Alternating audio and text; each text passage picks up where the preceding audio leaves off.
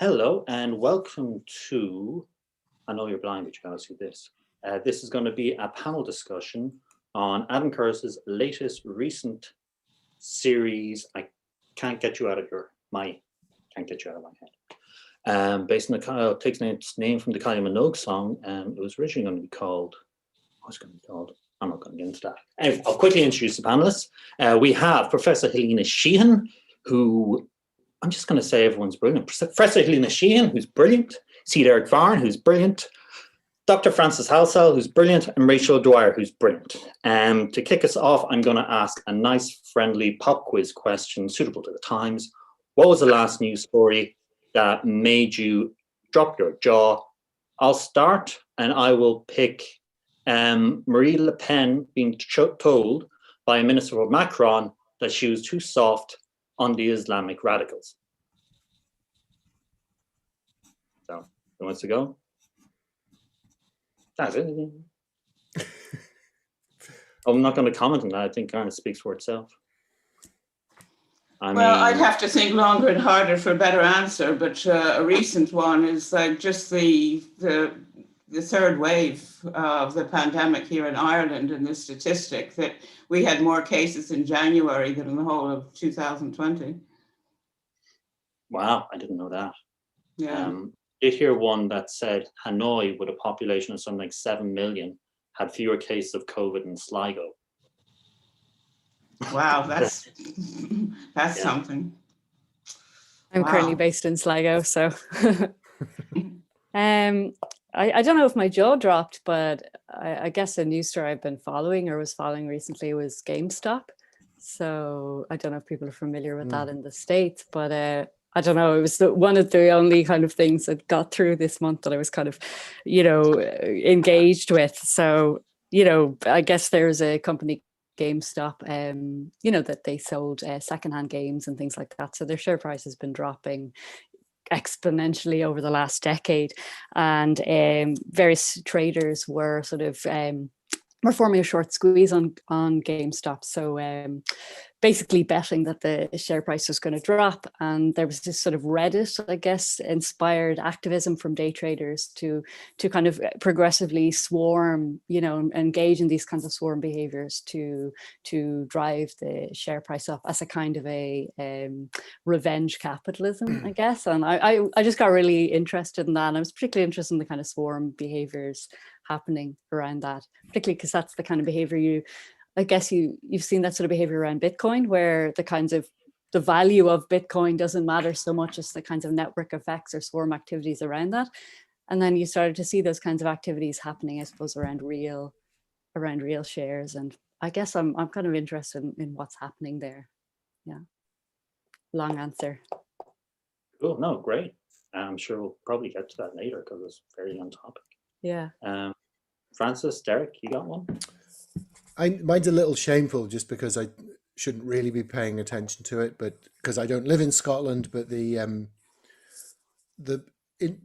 internecine squabbling that's going on in the SNP at the moment is just kind of astonishing. There's this Shakespearean tragedy unfolding between Nicola Sturgeon and Alex Salmond, and I find it utterly compelling, and I can't wait to read the novelization of this that's going to appear in a year's time. But I can't tell myself away from it, even though I know I shouldn't be really indulging in it. The sort of the power play and the politics that's going on in that, and against the backdrop of Scottish nationalism and so on, I find fascinating. Cool. I haven't been following that at all. I'm a terrible one for you. Well, it's to your credit. For me, there's two things that made my jaw drop this morning. One is there's a new variant of the virus coming out of California, which seems to be pretty virulent. It may be a variant that's spun off from the British variant, but we don't really know yet. I don't think it's been fully sequenced. And also the head of national intelligence, who just got confirmed Burns by Biden, is going to be continuing the pivot to Asia and continuing to increase tension between the United States and China, which is a very subtle but concerning mutual thing that's been going on for a long time. Since I spent a lot of time living in Asia, it's something I follow pretty closely. are you kind of, I know F Biden and all that, but I mean, were you somewhat relieved with the policy over Yemen, say? Was that better? It is I was more excited about the Biden administration. I mean, and excited is relative to abysmally, hopeless and slightly less abysmally hopeless. But in the beginning, about when he first came in, because of the things with Yemen and the Houthis. However, not all the companies are following suit, apparently. So I'm not quite sure how that's working, even though we formally are not supposed to be selling arms. There was other things sent to the Saudis to calm them down. So yes, it's better. There have been some good rumblings on foreign policy, and I am not one of those people who thinks that Biden's going to start any immediate wars, because frankly, the United States is not in a position to do so. But I think this increased low-level tensions that's been going on from the end of the Obama administration through the Trump administration will continue under the Biden administration, because what's driving it is not just idiotic tweets from ex-president. Cool, great. Well, that wasn't exactly uplifting, but sure, it's not exactly uplifting times. So I'll start with Helena Sheehan, because this film by Adam Curtis, he presents it as being an emotional history.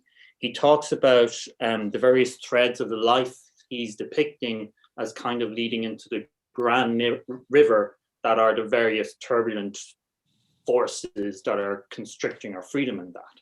And Helena Sheehan is both someone who would have lived an equivalent life, shaked hands with JFK, former nun, was really heavily involved with the New Left, studied in the Soviet Union, was involved in the official Republican movement, was involved in labor, has been involved in Syria. So really, and as well as that, you're also a theorist, deep knowledge of philosophy, media theorist, and so on. So you've both lived it, and you're super qualified to actually talk about this. So do you feel that this gave you a picture of reality that you would recognize, let's say? No, absolutely did not. I lived through these years. In fact, I've lived a decade longer than Adam Curtis. And for, a lot of my life, I was obsessed with thinking about the times. From the time I was very young, I had this kind of world historical consciousness, and without having the terminology when I was very young, was always striving to have a narrative of the times in which I was living. And as I matured, I did this more and more explicitly. So, I would tell the story of these times very, very differently. Now, it's not just that I used a different medium, that I, wrote books and articles and gave lectures versus filmmaking. I don't think that's a very essential difference, because I think that you can use filmmaking to do the kind of thing that I've striven to do all these years, the use of archive footage, television, popular music, etc., can be deployed to construct a coherent narrative that would articulate the zeitgeist. Only I don't think that Adam Curtis has done it convincingly. To tell my story of these times, I would make very different selections if I only had, say, 8 hours of television time of what people, what events, what movements. But the core difference would be at the level of worldview. During these years, I strove really hard to work out a worldview, to lay foundations for how I would think, how I would, conceptualize the world, while all the time being open to the flow of history and constantly revising it. But I think that working out a coherent worldview is the precondition for being able to tell a coherent story, to construct a coherent narrative, certainly on the scale of this production. And I think that Adam Curtis, despite his seeming sincerity, shows no sign of having done this at any stage of his life. So he cannot construct a coherent narrative. I think that this production is all over the place. He seems that he can't make up his mind. Is he a left libertarian or a neocon or even a paleocon? Is he for or against individualism? Is he for or against collectivism? One minute it seems one thing, another minute it seems the next. So his story, condensing decades into 8 hours of television, to me makes crazy choices, choosing minor events, esoteric trends, and marginal figures who can't bear the iconic weight that he places on them. He ignores or underemphasizes more iconic figures, but more importantly, major movements and ideas. For example, capitalism versus socialism, modernism versus postmodernism. His representation of events in which I was deeply involved, such as like the 1960s New Left, it's utterly distorted. It's utterly alien to me. I don't recognize it. Really, I just don't. To say that, you know, all these movements failed. Yes, you know, we failed in some respects, but we succeeded in more subtle respects. I'm not trying to deny that, you know, so many of the things in which I've been involved seem like utter failures and, you know, to me failed in certain respects. I'm not trying to back away from that. But like, I just don't recognize these movements the way he portrays them. In more recent times, for example, he portrays the political response to the world economic crisis and the popular alienation that stemmed from that to Trump and Brexit, completely ignoring movements such as Occupy, Syriza, Podemos, the movements around Corbyn and Sanders. The left is missing from you know, that period of history. Okay, you could say all of these things failed in, you know, some ways in the objectives that they set out to achieve, but they, you know, they didn't, they left their mark. They're not complete write-offs. They deserve to be part of the conceptualization of this time.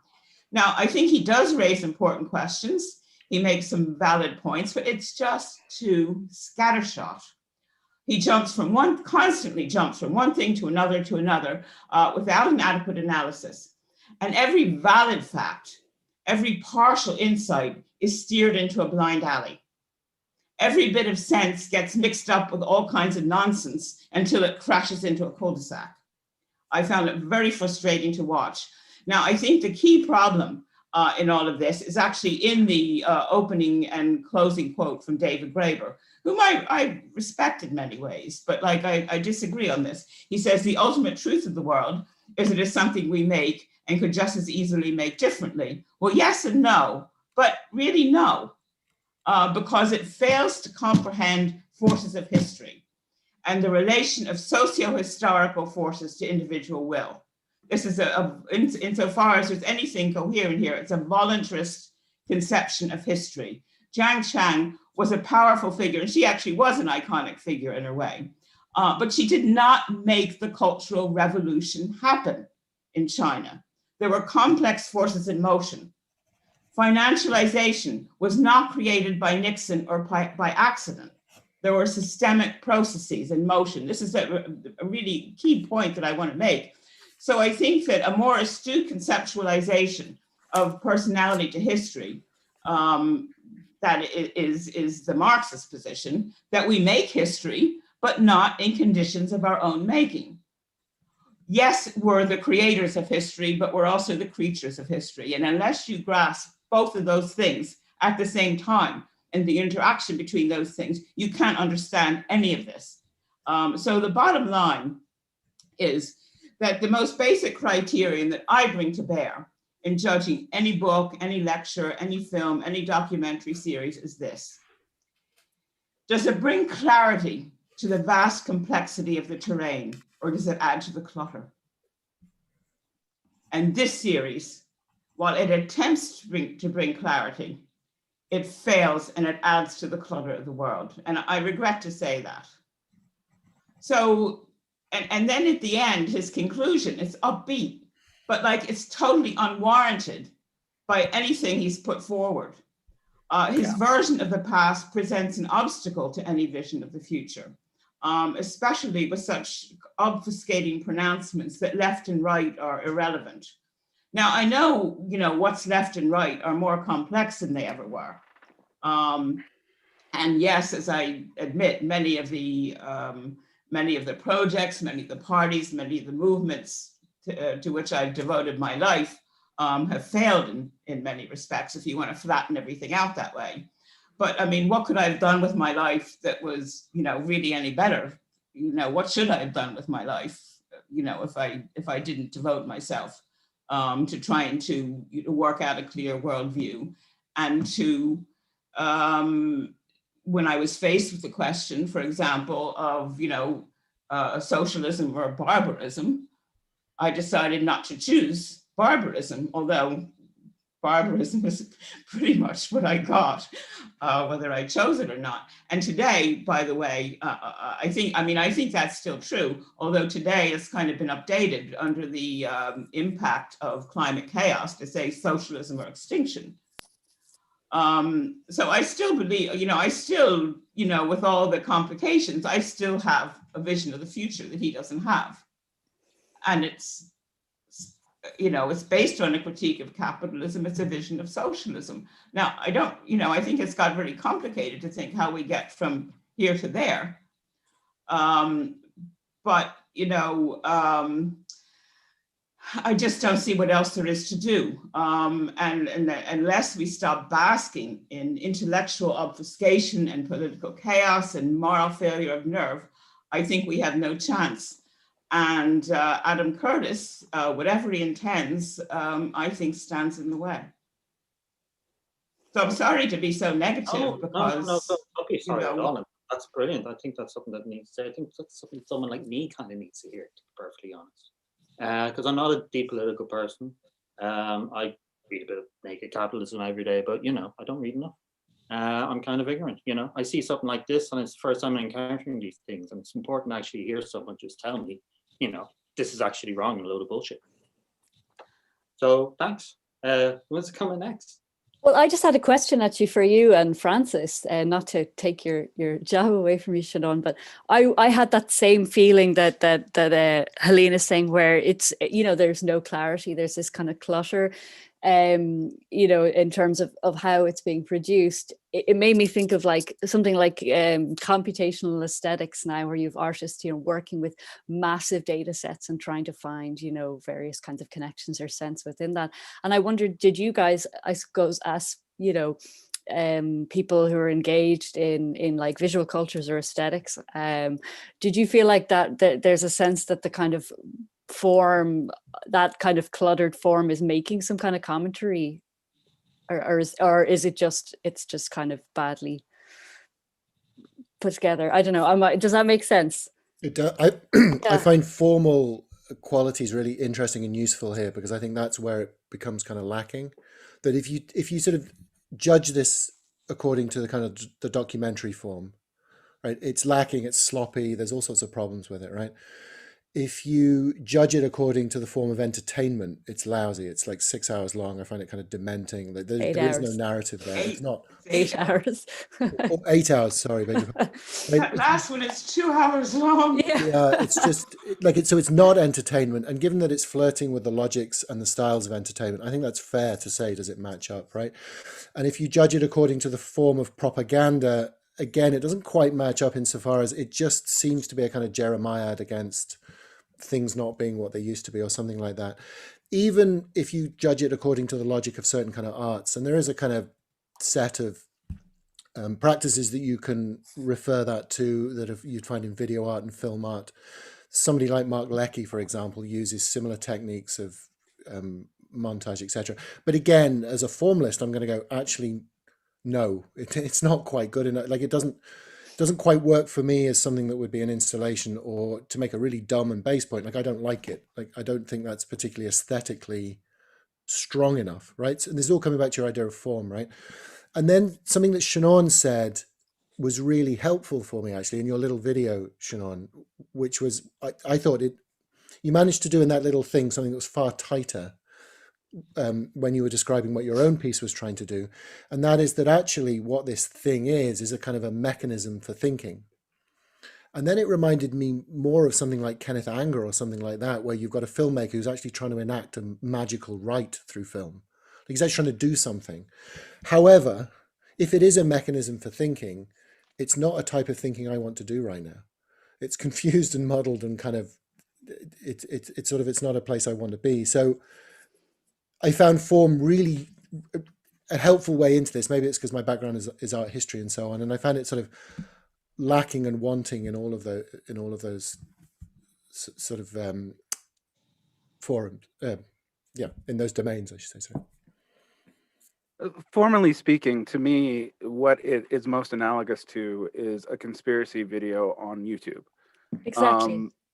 I mean, the use of overwhelming music, the quick cuts between seemingly arbitrary facts, and this is a superficial observation, but it's something that, even though this itself is kind of a critique of conspiracy culture, the form used mirrors it to the point that I'm not sure if Curtis is trying to use the form against itself, but because it doesn't have a clear point of view, it seems to me that it actually does what it does in conspiracy culture, which is excuses incoherence. Mm-hmm. And the images being thrown at you give you a sense that you're getting a more concrete narrative, or that they're selected in a way that makes sense more than they are. And particularly when you start looking at the parallels between the 85 narratives he throws, they tend to be somewhat superficial. The Bavarian Illuminati comes up in 3 different times. Figures he throws in arbitrarily randomly commit suicide. It feels like a conspiracy video in that way. Mm. And having grown up in the 80s and 90s in America in a very paranoid area, I automatically distrust it, like immediately. And it's been a trend I've seen in Curtis documentaries for a while, but this seems to be like the most expanded form of it. And unlike other Curtis documentaries, I don't really know exactly what he's even critiquing. Like, what does this add up to? That the most cogent narrative I could steelman out of it was that he's trying to say that, I guess something like an aestheticized version of like Christopher Lash's culture of narcissism put on some kind of weird dialectical tension. Like, the more individualist we are, the more we try to remove individual agency, and everyone seems increasingly isolated. But in Lash, there's actually a Marxist theory and a Freudian theory that backs that up. Here, there's nothing. And the clarity that people get from his authorial voice, I think, really shows how unclear it is, because as Professor Sheehan said, I don't know how you get to the Graeber quote that capends this piece, like in the beginning and end. I don't, like, there's nothing there that backs it up, except that he focuses on individuals, completely ignoring, not completely ignoring. Every now and then he'll throw in a clip like of coal mines in Appalachia and how the unions declined, but then not tie that into anything. Or that, I mean, he's particularly egregious on China, particularly after you get out of the Gang of Four area, where he basically seems to imply that Chinese economic policy is just a conspiracy to undermine the U.S. through a reverse opium war, which, if stated directly, would veer into Alex Jones level of crackery. And ignoring, like, why did they have to stop that? And he mentions, like, oh, the crops are failing, and yeah, but you're not going into all the production at all that leads into this. You're just focusing on these personalities that kind of rhyme with each other, and again, that is formally like a conspiracy. So that's the formal. They called him a black-pilled 45er in the Swampside chats. Is even that? Would you get that reading off him, or did you get anything off him? I think my Swampside colleagues, who I work with a fair amount, they're too optimistic about this. But of course, I'd said that about almost everyone. All right, cool. Well, we have a question coming in, and it just as a rhetorical question then. Is there any merit in that incoherence? That is there some mimetic function going on here, which is valuable, which is about mirroring back a sense of fragmentation, alienation, contingent subjectivity, dispersion, etc.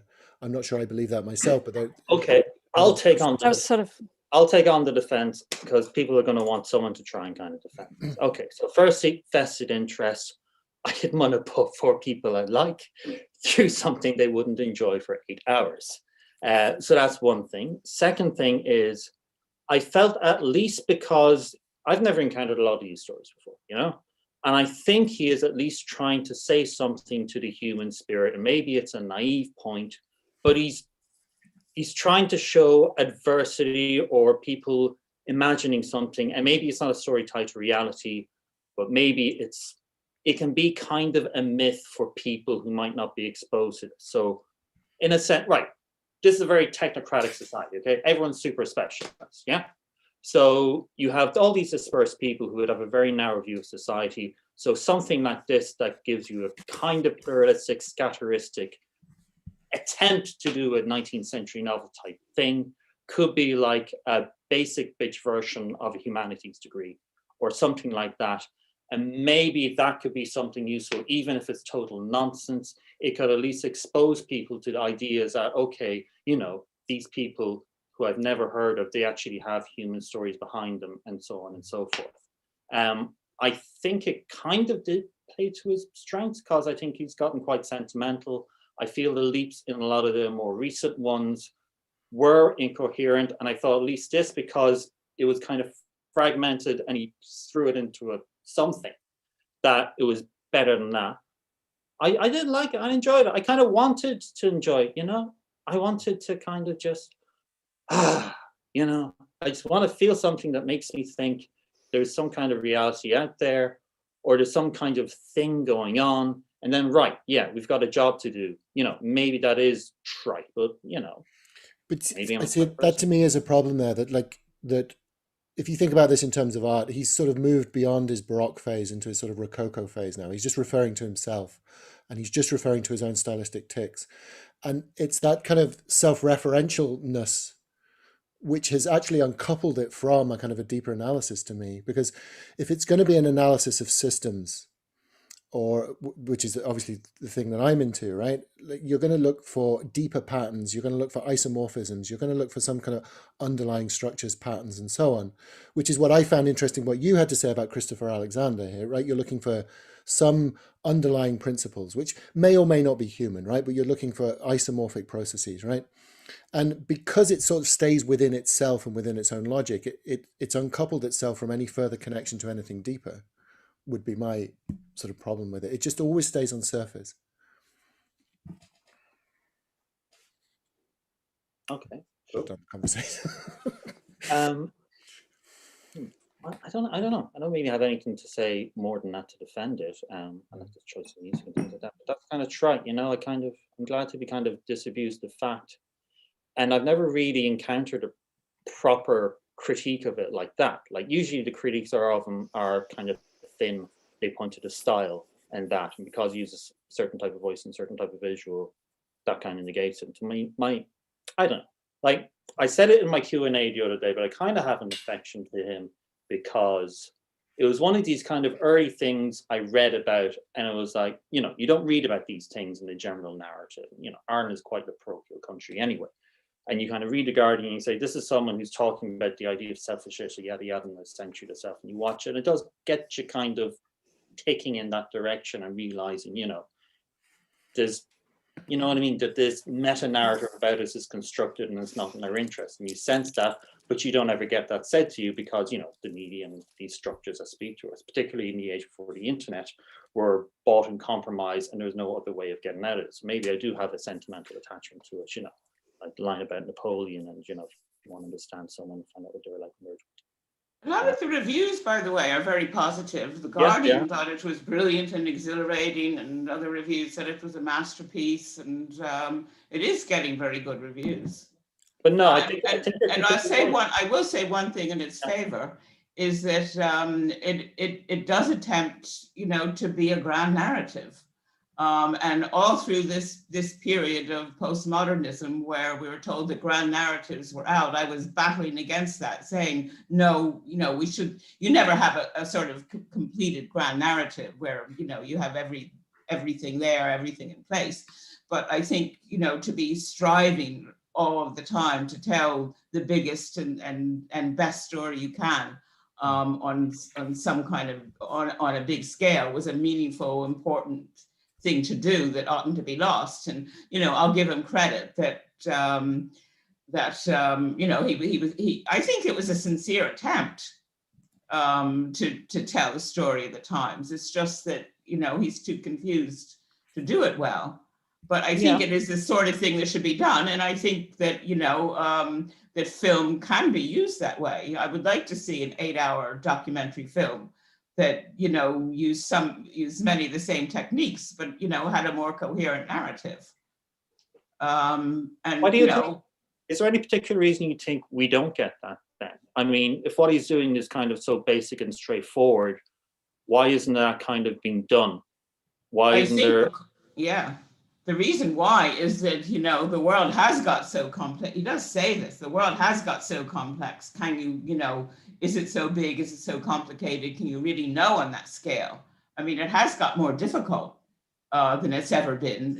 As history's gone on, it has got more and more complicated, more and more difficult. It's a bigger, more complex thing to do. But I still think we have to strive to do that. Maybe some of the place where that's happening is fiction.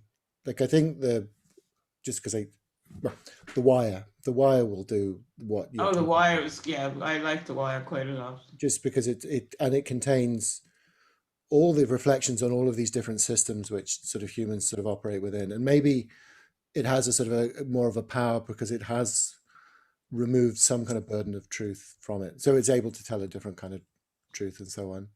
But I think it can be done in all kinds of ways. I think the key thing is is worldview underneath it.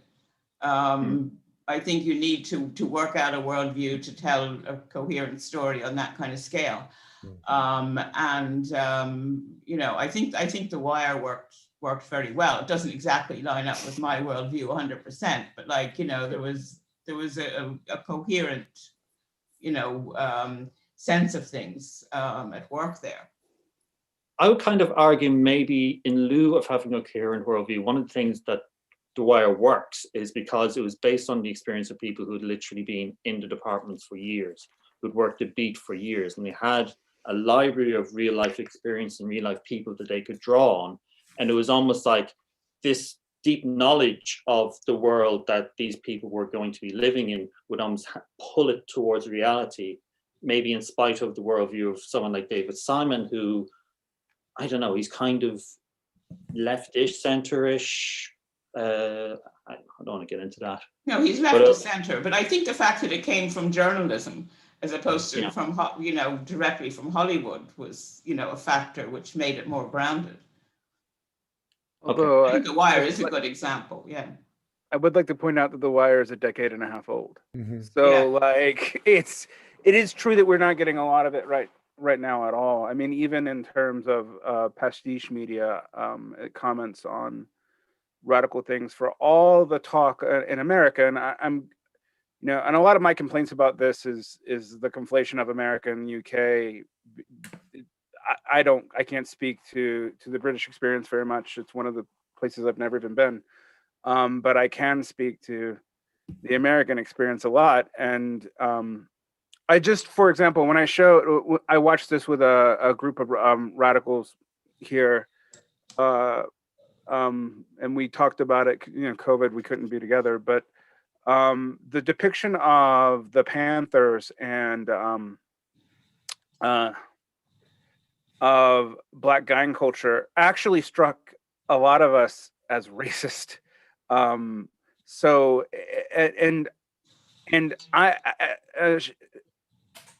actually wondering if part of this is because the focus is so different, because I found that almost none of the stories about America, even about America's intersections with Russia and Limonov and all that, I knew all that.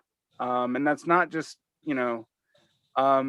some of that, it's my particularly weird niche and culture. Admittedly, I'm a reader for a left-wing press, but like I know the history of the Panthers.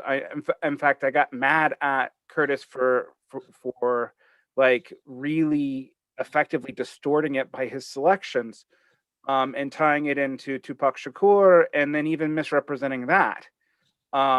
Which could you just talk a little bit about that then? How do you mean what selections versus what could he have said?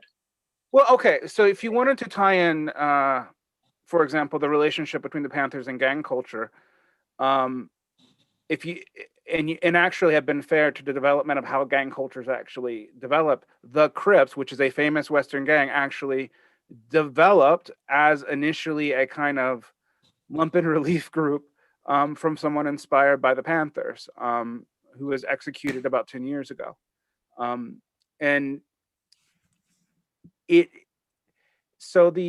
that story is way more complicated, both in that a lot of those gangs didn't even start off as criminal gangs. They actually were related to political actions on the West Coast, but also that they weren't tied to people who were famous, so they weren't noted as much. And he talks about the some of the police selling drugs and stuff back to the communities there as conspiracy. Some of that's documented. So it's, some of it is a conspiracy, and that is rife in the impoverished areas of African American culture. He's right about that, and it's under discussed in the United States. But part of the reason why those conspiracies are so prevalent is because there were a bunch of real ones, and we're not, from the Tuskegee experiments on forward. I mean, it's even a problem today because of stuff in the 70s and 80s where they would, do, where it was exposed that there are a bunch of unlicensed experiments effectively on poor Black folk, in the United States. And so people don't trust vaccines. And all that stuff is rooted in the fact some of the conspiracies of power were real. It wasn't totally irrational or just a gape of hopelessness. Now, and so when I was sitting there watching it with people who even know this better than me, who are Black, they kind of just were like, this isn't right. This doesn't represent things. And I also felt, when I knew more about what was going on, I felt like the selection was manipulative. And I found that I like the first two episodes the most because I'm 40. I wasn't part of the new left, obviously. And I know it as, someone who experienced it as a child of people who went through that. And so I found it a little bit more convincing, showing me areas that I didn't know as well. But as we got to episode 3, frankly, I went from supporting it to being more angry because I felt like the selections were distorting.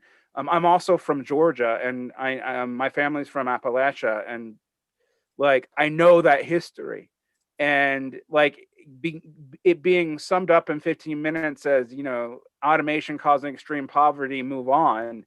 Like, I mean, it made me want to throw the film across the street. So. Fair. Well, I'll just run through one question here. Aoife Banks is asking, is the attempt to create a grand narrative not reductive in these times? So I suppose, are these times just not something you can do something like that with? It's just a daft thing to even try? Or do we already have that in tools like Marxism and so on, that there is an analytical framework, you stick to that, and that'll give you a coherent picture or a coherent grand narrative?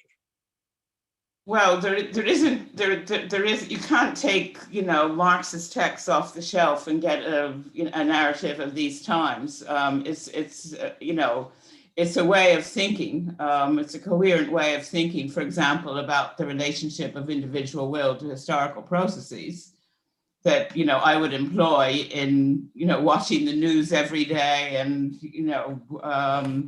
reading books and, taking in what happens. And it's up to me, to us, to construct a grand narrative of our times. You can't take it off the shelf. It's not already there, already done. But there is a coherent tradition that gives you a way of doing that. And I think that there's nothing, in all of everything that's, positivism, postmodernism, and all of the varieties of those, there's nothing that comes near to Marxism in its coherence, its comprehensiveness, its intellectual power to deal with big questions and to narrate the times. I don't think there is any other coherent way to do it. Coherent and grounded at the same time. I mean, religious traditions can do it in a way that's coherent, but it's, to me, it's out of the question to explain natural forces by supernatural forces. So I think that, it's difficult, but the question asked, is it not reductive? I think it's the opposite of being reductive. I think it's very difficult, but I think it's possible, not as a fully achieved thing. It's a totalizing impulse without ever, but it's never fully totalized. You just have to keep your finger on the pulse of history as it flows and be constantly thinking, not only individually, but collectively. And, I think that series like this should be made, only just made differently, made in a more coherent way. But I'm not against anybody trying to I actually praise Adam Curtis by trying to tell a big story. It's just that he isn't able to do it coherently. And I regret that. I'll add kind of one of the things I noticed, because similarly, actually, there are few things that I was vaguely familiar with he seemed to get kind of wrong. He mentions Peter Mayer, and one of the important things in Ruling the Void is Peter Mayer situates the political party. And Peter Mayer said the political party is on a permanent decline. This is kind of one of the measures he said democracy has declined, and he's kind of positing a theory that essentially international treaties are sucking out power and politicians have less and less power, and therefore less and less do anything, so the whole thing becomes hollowed out, which is the void. But his main metric of measurement was the political party, and him saying the political party needs to have active membership and so on and so forth. Now he leaves Corbyn out of the picture, and when Corbyn became leader of the Labour Party, membership was around 200,000, and 6 months later, it's 400,000. So he doubled membership and totally reversed that trend. And it seemed, somewhat willful that that would be left out if he's doing a proper reading of Peter Mayer. He just brings them in and then throws them away. He does nothing with it. He does nothing with that. Like about 1,000 other things that he just kind of, picks up and then throws away and he doesn't synthesize. So is he do you feel he kind of reads? I read an interview with him where he kind of said, "Oh, academia isn't for me." Do you think he's kind of a light reader? Like he almost reads theory like someone would read a magazine on a weekend? Probably. Right. Yeah. Probably. Okay. Yeah, I know that there's people, since this is mainly for an arts college, that people are going to find me being kind of asinine on this. But I do think if you're going to tell a grand narrative about history using the excuse that you're an artist and is a cop-out. Yep. And I would say also on his narrative about he claims to be a journalist. He doesn't claim to be an artist. So it's well, worse. if he's Other people claim he's an artist, though. Yeah. Yeah. And therefore, you shouldn't expect, coherence or accuracy. Yeah, sorry, go ahead. No, go ahead. No. I'm just saying the comment, I suppose, from Porrick here about what you're responding to, I guess. Curtis is a storyteller, not a historian, aiming for accuracy. It's titled An Emotional History Presented as Subjective Speculative. I kind of thought, though, emotional history meant actually that it's a history of like individualism and emotional states rather than a history that's skewed through Curtis's kind of own emotional lens. But maybe I'm wrong. Did you guys buy that framing actually? Because I found that the emotional history was more like a history of various meta narratives that we will give explanatory power, but did not really explore why. Because I found that this showed the most in the last 2 episodes when he was talking about the demarcation between the early 20th century and the century of collectivism and then the century of individualism and whatever. And this has showed up in many of his. But then he has to go back to explain individualist social psychology from the 40s and 50s that totally mucks up his timeline. Like, and it's actually weird because you're like, wait, we got to the 70s and now we're going back all the way to the 40s, as if this was not happening concurrently to other things you were describing. So this meta narrative, and I mean, yes, in America, the individualism talk is, you know, a long, storied and completely asinine history. It doesn't really mean anything. But it is true that that is how things are framed here.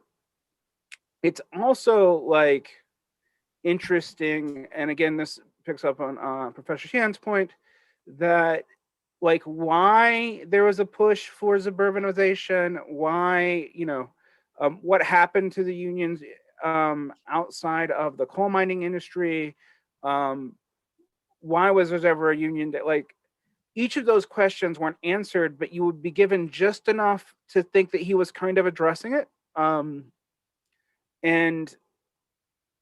And so I do think that, again, you can't let him slight for that, because it doesn't even really seem to do what he's saying it did. And also on the to pick up on another thing that came up, he uses categories really, really weirdly. I remember in the last one he talks about the liberal classes in America, and I have no idea what exactly he means by that. That we're protecting the working classes in America, and I'm like, do you mean marginalized identity categories? Because the dialogue in America about that time was, you know, was people couldn't decide if the working class was super reactionary or not, which Curtis kind of talks about, but then kind of doesn't. And then he like imposes a framework that doesn't even seem to come out, you know, of the way it was discussed in America, nor is it coherent as like a class framework. I don't know, like, what is an ideological class, but a class, you know, like a liberal class? I guess he would mean the educated, or, you know, the new managers. I mean, like every now and again he throws out some kind of quasi right-wingish class theory about managerial classes or coordinating classes or whatever, but he doesn't define them and doesn't dig into it. So the categories get all mucky. Well, I'd like to, we'll move on from this, maybe discussing the zeitgeist, but just one last thing before maybe moving on from Adam Curtis, because I think you kind of said it a lot, and I think, you know, there's been a good thing that's been needed to say. Well, hypothetically, if you're going to offer him advice on his next film, what would you say? If he was like coming to you like a sad puppy, you know, what would be the advice you give to him to get his shit together and actually make something out of his talent? Because he is a talented filmmaker. He has his heart in the right place. You know, he's got fantastic privilege in terms of the access he has, and basically led by the BBC to do whatever the fuck he wants. So what would you say to him? Or maybe even, yeah, what would you say to him? I'd say to narrow his focus, because he can't handle history on this kind of scale. If he's got to 60 something and he hasn't worked out, you know, his basic worldview and philosophy of history, he should, you know, go in narrower. And like I know something about his body of work, and the document, Seanán, that you sent around was useful to look at. I haven't seen all of those, but a lot of the, you know, the films that he's made look as if they're, you know, quite useful. But I don't think he has what it takes to do anything on this scale. Okay, fair enough.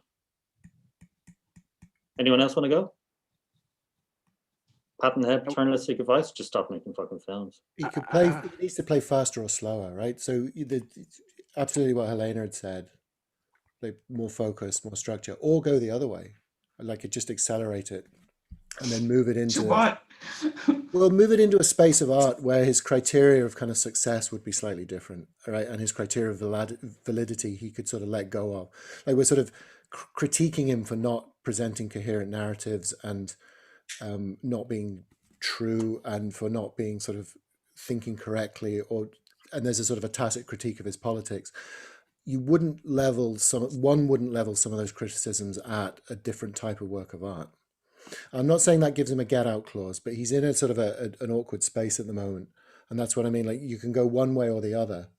And then I think the other thing that he probably needs to do is listen to a producer. Like, he's at that stage now where he seems to have got this auteur status. I might be wrong on this, but you get the sense that people aren't saying no to him or just telling him, just rein it in, mate, or whatever. Anyway. Cool. Anyone else want to go? Derrick? I would actually kind of agree with both those suggestions, and maybe tell him, maybe say, own up to your political point of view and don't try to like do this seemingly full balance that he does. And I think it really shows up in the end of this one. Because I also couldn't tell if he was a center leftist, a paleo-conservative, a neo-conservative. I'm pretty sure he's not a neoconservative from his other films. I have no idea how he feels about collectivism, because he seems to dismiss it out of hand, but also seems to be disillusioned with individualism. And if he just wants to present cinema verite, make the movie and shut up. Don't try to be the historiographer. Like, present the images to me. Give me clips of narrative and let me put it together myself. You know, either own your grand narrative or don't give me one. Rachel asked you, but I'd also like to ask you, because he does hit on a lot of the kind of tech issues, so to speak. I mean, do you think he said anything insightful about it, or was it kind of like, half-read Cliff Notes, a drunken Wikipedia binge?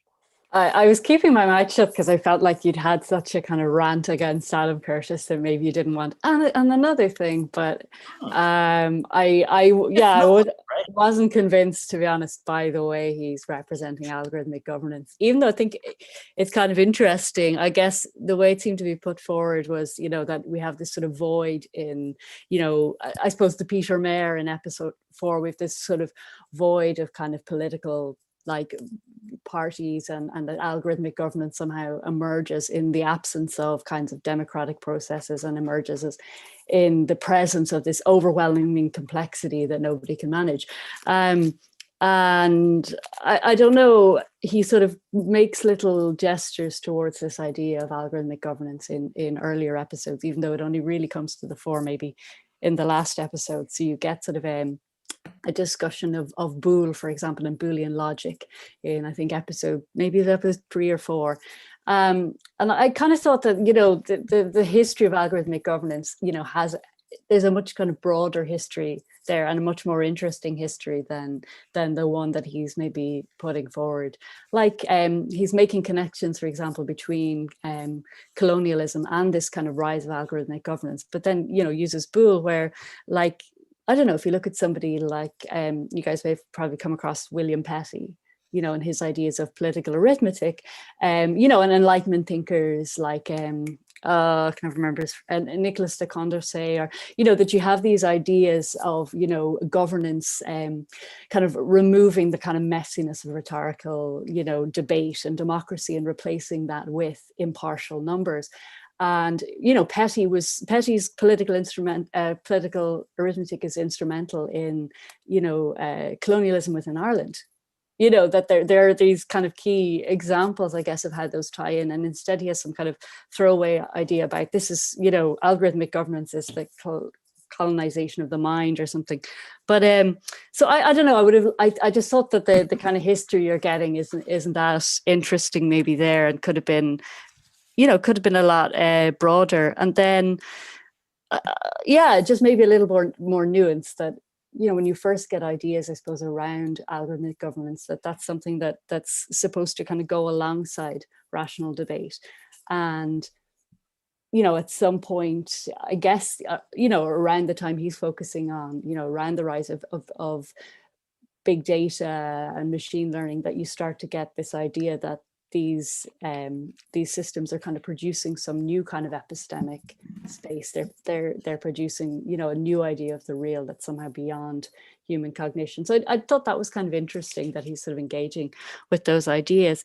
But like, I don't know, I feel like maybe there's also a bit of a fantasy there as well, that algorithmic regulation is something that's kind of completely devoid of, you know, human support or human bureaucracy, because, you know, there's always humans in the loop, there's always kind of moderation, there's always data cleaning, there's all sorts of kinds of messy bureaucratic processes taking place all the time, even in those algorithmic systems. Yeah, I don't know. So, for example, the three options he gives us at the end, right? You wouldn't, I doubt none of you recognize those as kind of valid differentiations, really. No, not at all.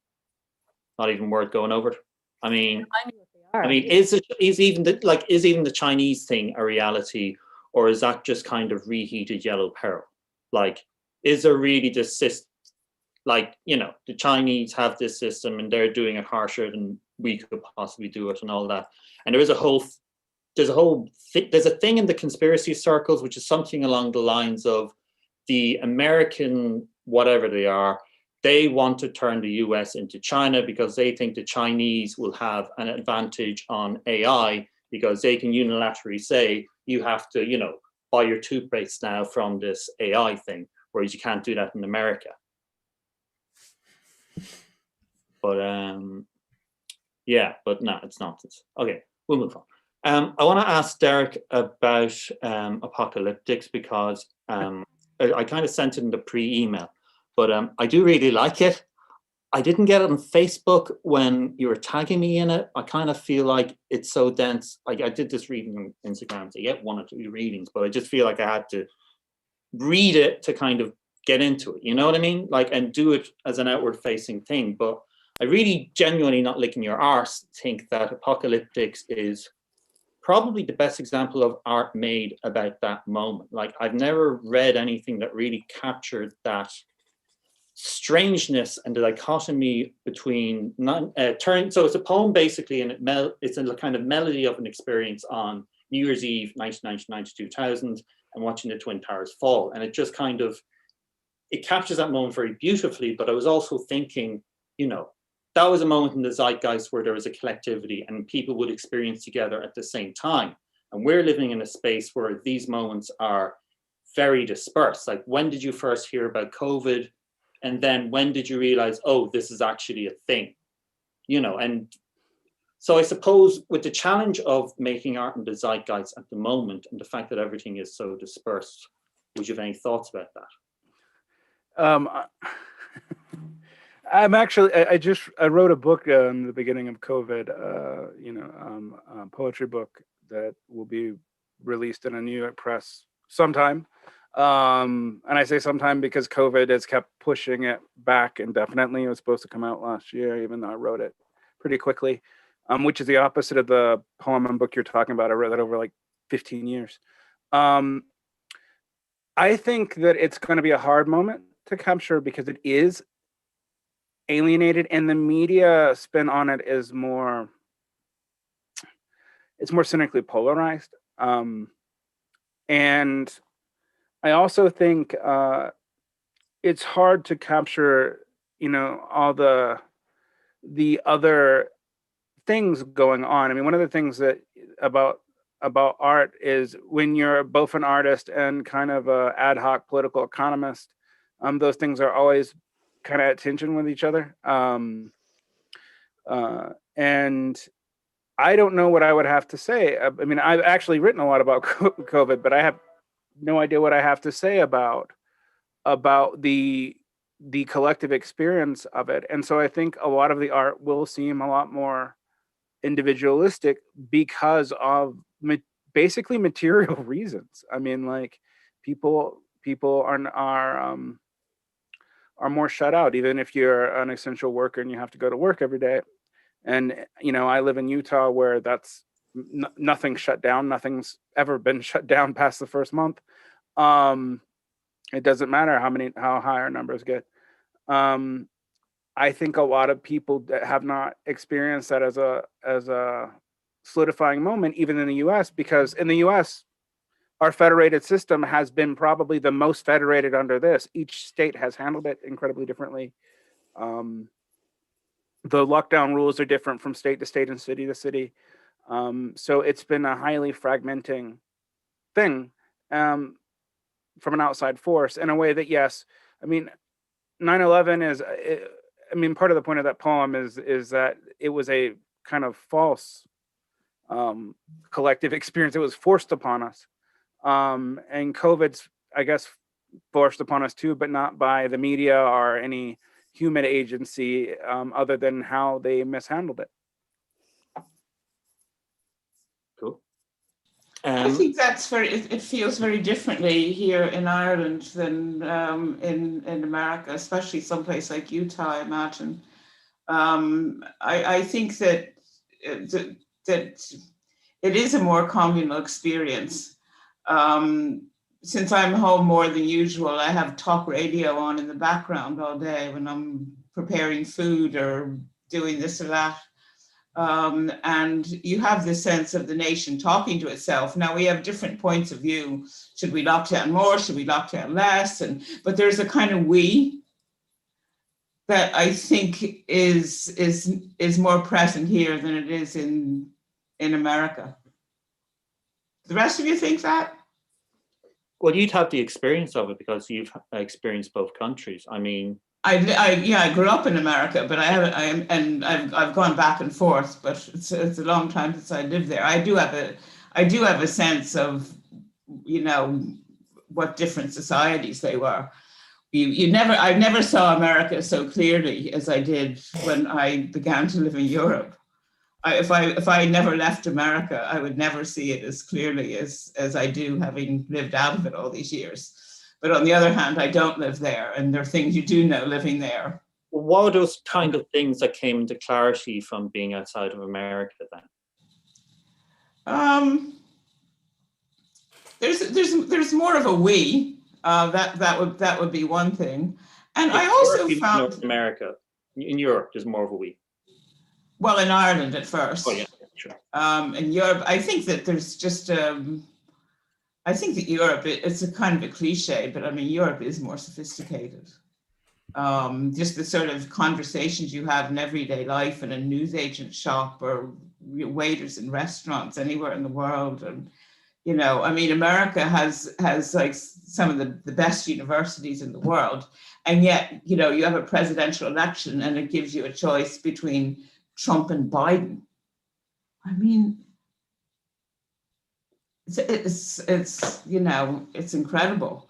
And I think that, you know, I mean, I get angry about the level of indiscipline about people, you know, that I see just in my little 1 kilometer of Northwest Dublin. But in America, I have a sense that, you know, it's just way wilder. You know, people are far more individualist and ignorant. I mean, just some, you know, just the vox pops you hear on European television from America over the years. I mean, you know, Saddam Hussein, Osama bin Laden, it's all the same thing. So, you know, 9/11, therefore, you know, why not have war in Iraq? You know, I mean, these are these aren't just, you know, it's not hard for European journalists to find these people. You know, they're all over the place.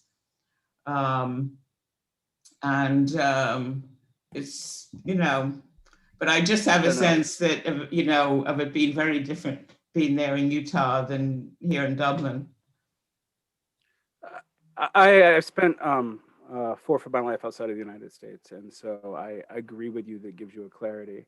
Although I would say sometimes Europeans deliberately seek out the coarser parts of the United States. And Americans tend not to. I mean, we tend to believe that Europeans are more sophisticated than us too. And I am sometimes, now again, I don't speak to I've never lived in an English speaking country in Europe. I lived in Germany for a little while. But I was often actually lost my illusions about how yes, people were more sophisticated, but it wasn't as different as I hoped it would be. But perhaps it's a matter of where you're orientated from.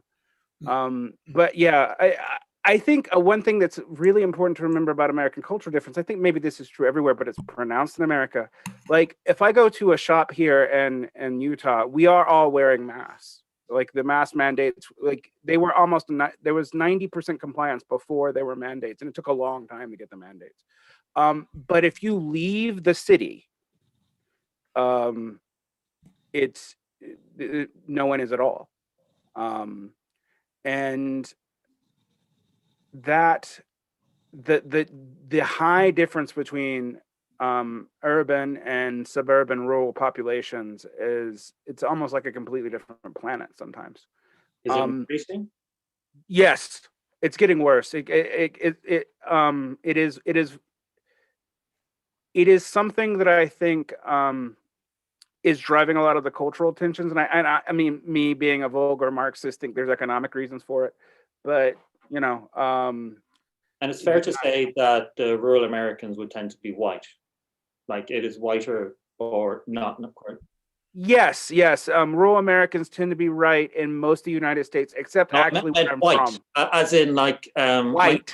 Yeah, Yes. my very crude understanding of it is, there is a tendency for African Americans and minorities to migrate to the city and get the hell out of the rural more so than the whites. I mean, when these areas are drained, is that happening, or am I mistaken? Yeah, again, America is. It's not one place. It's not one place. I mean, like when I can tell you because I'm a Southerner. Actually, I'm from Georgia, and until I left the country, I didn't think of myself as an American. I thought of myself as a Southerner. Like we barely identified with the rest of the country. We had our own histories, we had our own problems, we had our own racism, but like it was completely separate from everywhere else. And that may be the most extreme in the region of the country I am from. But out here in Utah, this is like a Mormon theocracy. It sees itself completely different from the rest of the country. California might as well be its own planet. I mean, like it's not, we have never experienced ourselves. And I think most big imperial countries don't experience themselves as unified wholes in that way. I mean, we're an empire. And like, not just in the sense of like, yes, we're imperial abroad. We wouldn't exist as a continental republic if we weren't an empire. So we've never had a huge sense of self-identification. Cool. Except, when we're talking to other people. Yeah, like sure. Europeans. Rachel, I'm going to ask you a slightly different question because I'd like to maybe talk to, you're obviously someone whose beat is the art being made in the zeitgeist in reaction to the conditions that exist. So you could maybe point us to some good examples of things that are actually speaking to what's going on and doing so in a way that you're finding far more exciting than a certain Mr. Curtis. Oh gosh. I mean, I don't know. I feel like the stuff maybe that I'm finding interesting at the moment is quite niche in a way, and maybe it speaks. Go niche. Okay. Okay, let me think. I guess, I'm interested in the kind of politics of algorithmic governance, which is what I was speaking about a minute ago. So I'm quite interested in media art, and I guess I'm co-editor of Neural, where we're sort of working on those sorts of topics. Like our last issue was on, something quite niche. I guess it was kind of on machine vision and generative adversarial networks, and then artistic sort of responses to machine vision and sort of possibilities for resistance within that. I'm quite interested, I suppose, in that space. I'm interested in sort of work that's trying to find, I suppose, spaces where, I don't know, either finding spaces, I guess, where algorithmic systems break down but humans don't. So if we think of something like a CAPTCHA, where you're asked, for example, to like pick out traffic lights from a blurry image, what sort of things can oh, sorry, I'm getting a bit off track, but those, I guess I'm interested in those sort of spaces where there's still those sorts of possibilities for human agency in these systems. And I'm particularly interested, I guess, in work that's engaged in things like obfuscation. So, you know, inserting some kind of noise or randomness, I guess, back into that system as a form of protest or a form of disruption. But that maybe that's quite like niche in terms of like the kinds of practices you're speaking about. And actually, you know, a lot of the time, those practices they're not necessarily artists who are doing them. Sometimes, you know, they're coming from kind of other spaces, or they're coming from like social movements. And then, I don't know, I got very disillusioned, I guess, with the idea that you could create like political art, I guess, and political media art in the face of like large scale infrastructure rollout and platforms and you know, all of these systems. But I got very, very interested in work that again isn't sort of trying to do that. That's engaging with very kind of extremely like localized practices like community networks, but at a very, very local scale. Like if you think of something like DDR, for example, I think like that's, you know, such a, like Dublin Digital Radio is such an amazing example of like a interesting kind of project today, but there's no sense within that project that it's trying to, you know, produce something that's like trying to overtake or necessarily challenge like public radio or publicly funded radio, or something that's trying to challenge, you know, social media or social networks. It's very much its own thing. But I feel like practices that are very, very localized or even hyper local now are the ones that are really interesting me at the moment. Yeah. Cool. I'll ask the last kind of question to Francis, and then a nice wrappy up, because we're at an hour and 10 minutes, and thanks very much. And I am actually sorry for putting you through something you didn't like, but you know, this does need to get said, really, because there's a lot of people like me who maybe just watch this thing and just let it wash over you, and you don't, you know. So Francis, in terms of what Adam Curtis tries to do, and with your background in art history and systems thinking, is there any example you can think of an artwork that actually, or maybe, you know, stretching beyond art, that actually did that? Did what? I don't know, whatever you think it is he's trying to do. Like, I mean, I kind of use the example of Hogarth's The Rake's Progress, as in, you know, you have some kind of moralistic fable told in a panel of painting, but that's not quite right. I mean, does the thing he's trying to do in terms of, I don't know, some kind of summing up of the age type thing that resonates? So okay, I'm not going to answer your question in the first instance, because I'm going to take issue with that word that you've thrown out a lot, this idea of a zeitgeist. Right. Which I think, certainly from my perspective, that's not a useful word. It's Okay. there's a metaphysical baggage with that. It's a Hegelian term, and it's going to come up with some overarching spirit of the times, which I don't think you're going to be able to defend. One is not able to defend. So I think instead of thinking about zeitgeist, we might think about identifying commonalities in collective experiences. But in doing that, you're going to have to do that from a perspective. And that's in order to triangulate that. So that would be the perspective of whatever it is, nation, continent, Facebook group, I don't know, whatever that would be. But there's all sorts of problems with the notion of a sort of a general spirit of the age, not least like how is that manifesting itself? Where does it exist? What is it?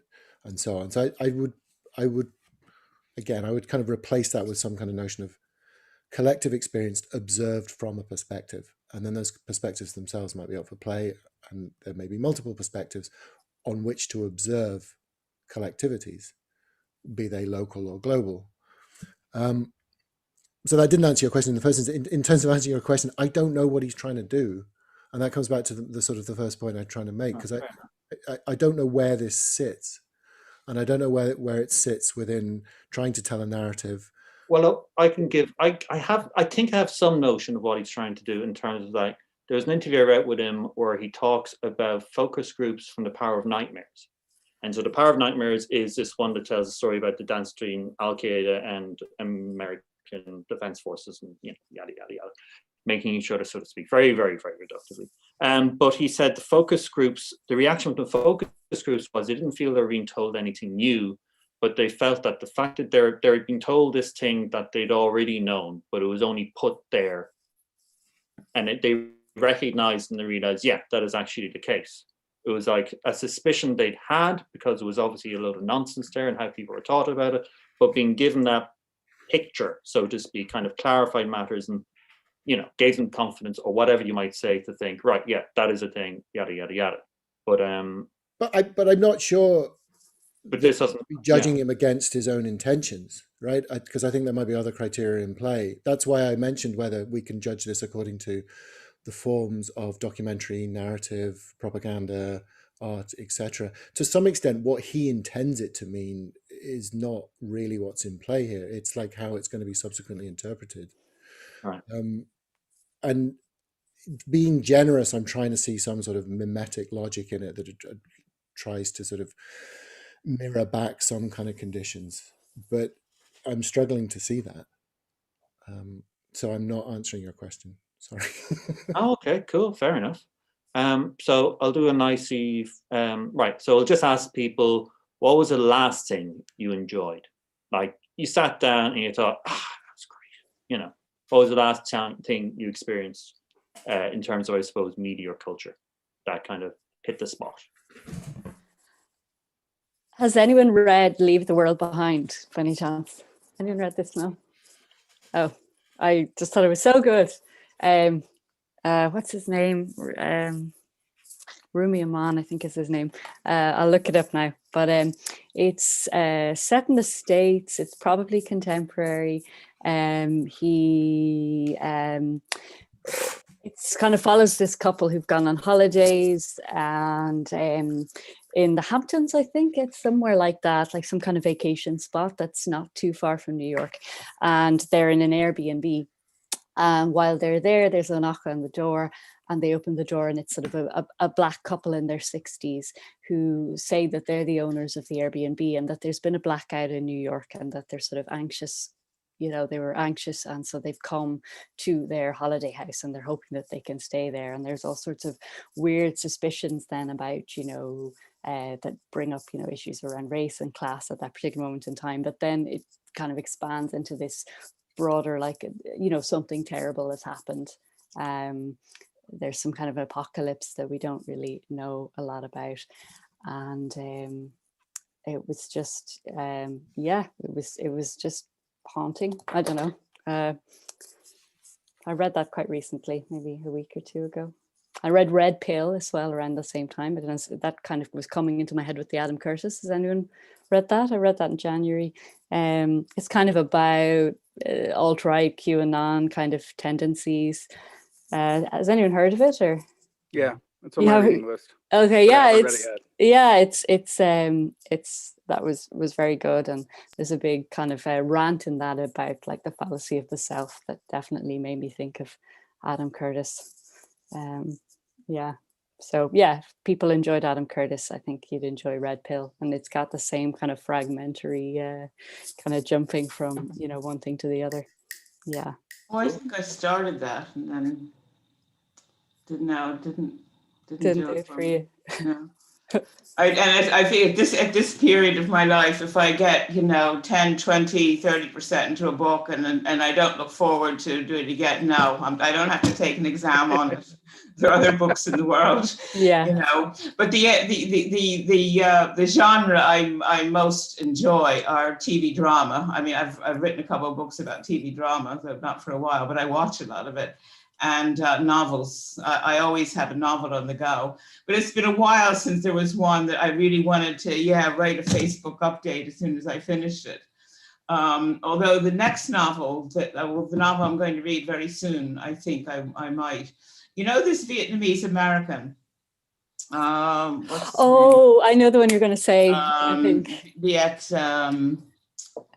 Nguyen. Yes, yeah, that's amazing. He's got the Sympathizer now. Was won a Pulitzer Prize, but he's got a new one coming out in about a week or so. Okay. And I had it pre-ordered, and I intend to read that right away, because the Sympathizer is something like I never read anything like it before. Like, it's a view of Vietnam and America from the point of view of a Viet Cong spy within the South Vietnamese forces.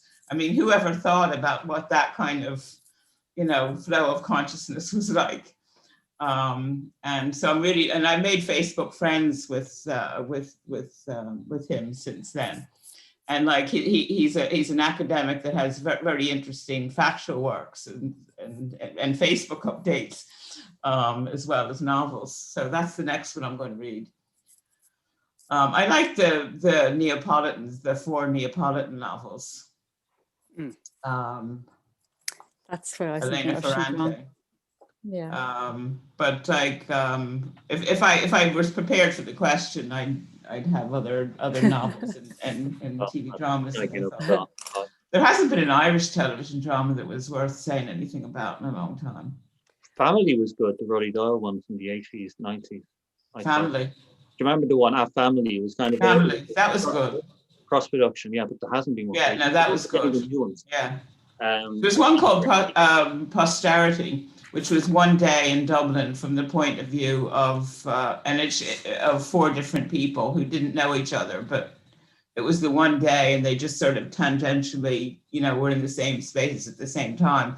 But it showed, Dublin during the boom from the point of view of people who were excluded from it, just on the edges of the mall where all these other people were doing their shopping. And, that was the last, I think the last one I thought was really good. That's ages ago. Derrick, you got one? Sure. I mean, because of my job, I think I read like 3 books a week. But I have, since I'm writing a book on Christopher Lasch, I actually read the first, the 60s books and the early 70s books he wrote on the history of the American left, particularly from the 1920s, I think are really good. They're underread. When everyone's talking about Lasch now, they're talking about his vaguely conservative-y turn from the 80s, and I would advise people to stay away from that. I mean, I have to read it because I'm writing a book on him. I'm also been reading a lot of Elites. It's the one that's kind of popular at the moment. Yeah, he wrote it. He didn't even really want it out. His daughter pushed it out, and he was dying of cancer when he wrote it, and it kind of reads like a Steve Bannon-esque rant if you don't know the rest of his work. The other thing I would say, as far as like art, I'm reading Che Don-mi, are mispronounced in English when you would encounter it, Don-mi Choi, because we never pronounce Korean right. And I would suggest this book, Hardly War, which is about post-war Republic of Korea. And the translation is pretty good. It's by Wave Books. And I'd also maybe suggest Tomas Salomon, who is a Slovene poet, and he's got a lot of new translations coming out in English. I just read those. They're excellent. Although if you can read Korean, I'd read the Korean poetry in Korean because it loses a lot in English. What was the name of that last book? This is Justice, but there's been Druids and Andes all came out roughly within 3 years of each other, and they're all by a small American. They've all been released in English here in America by a small American press called Black Ocean. I don't know if they're available easily in Europe in this translation, but that's what I read, and I can't read it in the original, so I can't vouch for it. Francis, in your opinion, as an art expert, am I better than Adam Curtis? I've certainly enjoyed your output and more than Adam Curtis. I said it before. I was really taken with that little short film you made of the degree film, which I obviously watched because you produced it for your degree work. And it sort of, there's a certain ambition to your work which isn't there in him, I think. I'm not talking about intention here. I'm talking about what it might be able to achieve. Possibly. Well, at least the way you describe it. I'm going to take your word for that. There you go. What if I set this whole thing up as a fucking trailer for my film and then wouldn't that be devious? Do you have a choice yourself, Francis? Something you enjoyed? Maybe is it all books? Is it just books are the only I can't, that outside really of work, stop work them? takes up so much time, right? I can't concentrate, I can't focus, I can't do art. I'd be lying if I said I was doing anything other than watching the kind of the most banal kind of trash on telly. But I got a dog. Any Right? fun banal trash? Guilty pleasure? Cobra Kai. Cobra I've Kai. immersed myself in my mediated memories of the 80s. But like, I'm serious, like because I can't do art. Like the dog does everything I want art to do. It's beautiful. There's a structure. I have responsibility. There's a sort of an autonomy there. Like she's great. Yeah, I've heard. Right now, I don't need art right now. I did a class with the first years on sex and sexuality in Ireland on Tuesday. So I got to watch First Dates Ireland last Friday in preparation for that, which was very Have you seen entertaining. Gogglebox? No. I could watch Gogglebox all day. It's just Irish people watching telly. There you go. Okay, well, I think we'll leave it at that. And I really do want to thank you for putting in 8 hours and watching something you didn't enjoy. But no, really, this is fucking great because like this shit needs to be said. The talk about him is too fawning, it's too uncritical, you know? It's like Blind Boy Billy on the podcast is kind of, you know, oh, he's the greatest filmmaker, he's an inspiration, he's fantastic, and things like that, you know. Good luck. I'm really glad I watched it. Like him, you know, there's no shame in it or anything like that, but it's good to actually have something hard and rigorous, and Helena Sheehan, someone who's actually lived it and who can attest to it on that level as well. So my sincere apologies, because I did want you to enjoy it. I wouldn't want you to put you through 8 hours of something tedious, but I really do think this was very useful, and this is a superb trailer for my film, Years Painting Watercolors. Not really. But anyway, thanks very much for your time, and sure, I'll be in touch on that. I might put together a book list. Thanks so much, Seanán. Listen, and it's really nice meeting you all. Thanks a million. Yeah. Nice to have some. Yeah, that was it was a really nice mix. I really do like this spread of expertise. Like it'd be nice to do something else for something you like maybe in the Let's do future. it.